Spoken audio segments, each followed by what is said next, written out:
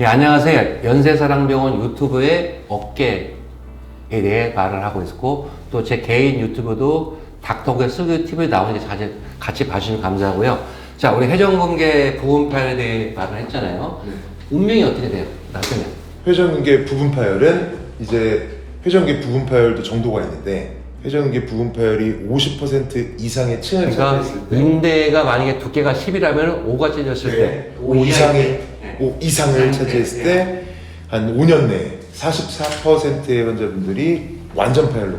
대부분은 회전근개가 부분 파열돼도 그냥 뭐 약 먹고 좋아지면 그냥 방치해버리잖아요. 어떻게 돼요?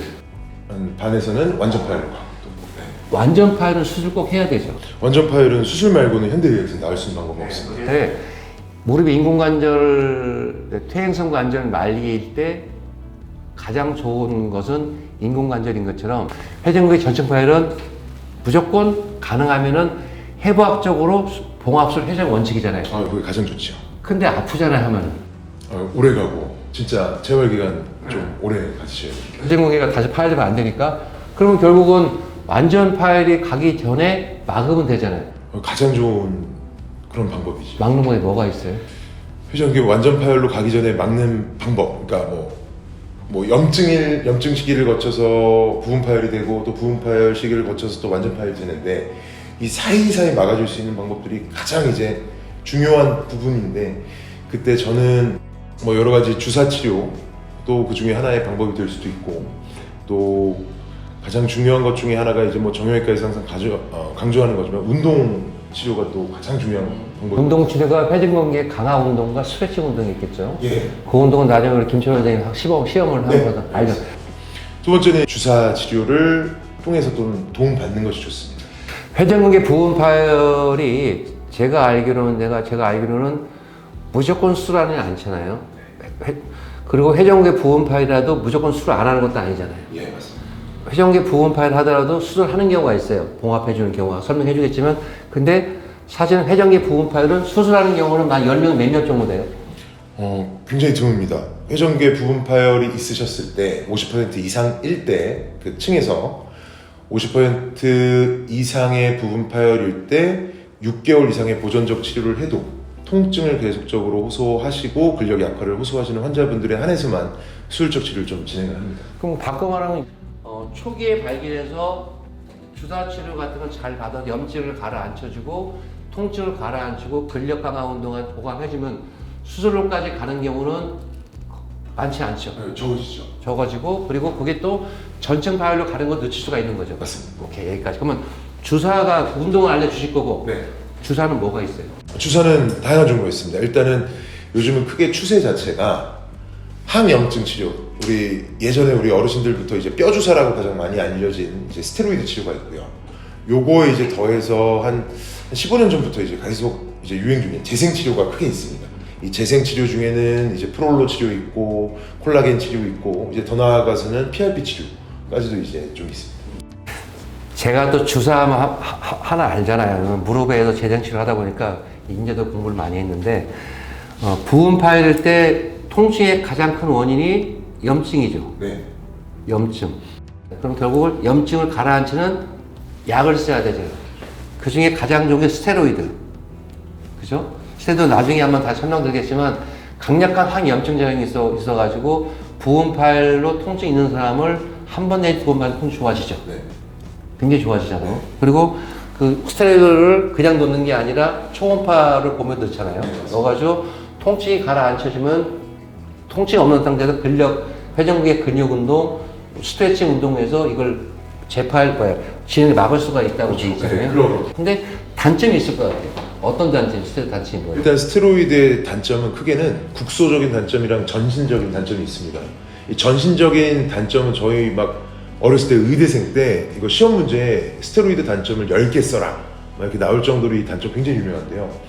뭐 예를 들어 뭐 이렇게 배불뚝이가 된다든지, 아니면 배에 이렇게 보라색 줄이 간다든지, 아니면 우리 당뇨 있으신 환자분들은 당이 올라간다든지, 얼굴이 이렇게 달덩이처럼 붓는다든지, 이런 여러 가지 전신적인 부작용이 있을 수가 있고. 제가 50견, 나중에 말씀 50견을 양쪽을 50대 초반에 알았어요. 50대 초반에 알았는데, 진짜 그때는 50견을 알으면 이게 들지를 못해요. 이게 제일 힘든 게 수술할 때 망치질, 아니, 할때 힘들었는데, 아, 이놈은 우리 후배들이 저 무술 수술 치료를 안 해주는 거예요. 근데 그때 직방 치료가 스테로이드였잖아요. 근데 제가 당이 전 단계이기 때문에 맞지는 못했어요. 스테로이드 맞으면 당이 올라가거든요. 근데 그거 전적인 거고, 중요한 것은 그런 전적인 거 말고도 어깨 회전근개에 나쁜 부정이 있을 것 같은데 어떤 부정이 있어요? 이게 이제 국소적인 부작용인데 일단 어깨 회전근개 힘줄이죠. 힘줄에 이제 스테로이드가 그래서 저희가 힘줄에 직접적으로 스테로이드를 쏘는 경우는 거의 없다고 봐야 되는데 요거를 이제 스테로이드를 까고 스테로이드 1cc 정도 되는데 요 용량은 의사가 환자의 증상에 따라서 다 조절합니다. 이거 1cc 이거 다 맞는 거는 또 굉장히 해로울 수도 있으니까 의사분들이 증상에 따라 조절을 해드리고요. 이렇게 해서 1cc 빼고 이제 요 리도카인이나 국소 마취제를 좀 이거는 환자분들 덜 아프기도 하고 요 스테로이드 자체도 조금 희석을 시키기 위해서 많이 보셨을 거예요. 네. 그래서 지금 한 2.5cc 정도 들어가 있는데요. 이것을 어깨 모형으로 어떤 거 보여줘 보세요. 그래서 지금 요거를 어깨를 이렇게 섞은 거를 요거는 이제 스테로이드와 리도카인 섞은 거를 여기 어깨 모형 보시면 이 옆에 이 견봉이라는 뼈가 있고요. 이거 맨 처음에 설명드렸던 뼈가 있는데 견봉이랑 여기 상완골, 우리 어깨 팔뼈라고 하죠. 요 사이 공간에 주입하는 방법이 있습니다. 요 사이에 쭉 써봐야 뭐 괜찮으니까 쭉 넣어보세요. 괜찮아요. 예. 여기다가 근데 요 힘줄 아까 제가 말씀드렸던 게 요 극상권 특히나 여기다가 이렇게 찔러서 이 극상권에다가 쏘는 거는 정말 요거는 좋습니다. 이거 뭐냐면 스테로이드가 오히려 힘줄을 끊을 수가 있어요. 그리고 스테로이드가 힘줄을 약화시킬 수 있기 때문에 이 스테로이드를 특히 어깨 관절을 힘줄은 막 두껍지는 않잖아요. 그래서 너무 반복적은 안 돼요. 6개월에 2번 정도는 하지 말라고 되어 있죠. 그리고 가능하면 힘주에 놓으면 안 돼요. 이해하시겠어요? 힘주에 놓으면 힘줄이 끊어집니다. 바로 전측발로 가버릴 수가 있죠. 요거는 의사 선생님들도 초음파를 보통 보고 놓으시는데요. 혹시 초음파를 안 넣고 그러니까 맞는다 하시더라도 환자분께서 걱정할 게 없는 게 보통 이렇게 놓으면 저항 때문에 지금 보시면 들어가지가 않습니다. 이제 정확한 거는 요 견봉하 공간에 이렇게 해서 들어가면 저항 없이 이렇게 스테로이드가 쏴집니다. 이렇게 견봉하 공간에. 그리고 초음파 한번 보세요. 초음파를 제가 오늘 권익원 선생님 원장님 모시고 온 이유가 좀 이게 뭐라고 할까 좀 이렇게 환자 역할 좀 하러 모셔왔으니까. 그래서 초음파 같은 경우에 견봉하 공간은 네. 요 살짝만 이렇게 좀 끼워도 되죠. 가지고 저희 팔을 이렇게 이거 외래에서 시작하는 거예요. 뭐 있는 대로 다 보여드리려고 그래. 네. 네. 이렇게 옆구리 대시고 이렇게 하면 극상건이 지금 이런 자세를 하면 극상건이 지나가는 요 방향이 이제 이렇게 원래 되는데 지금 하게 되면 조금 더 지금 살짝 내외전을 시켰습니다. 살짝 팔이 원래 상태가 이 상태면 살짝 이렇게 돌림으로 인해서 극상건의 주행 방향이 요랬다면 지금은 조금 더 앞으로 가 있는 상태입니다. 이 상태에서 초음파를 이용해서 초음파는 방향이 요 방향이 아니라 약간 이렇게 세우게 되면 좀 해본 것 같아요, 분위기. 요렇게 하게 되면은 요 바로 밑에 이제 극상건이 딱 지금 요렇게 보시면 됩니다.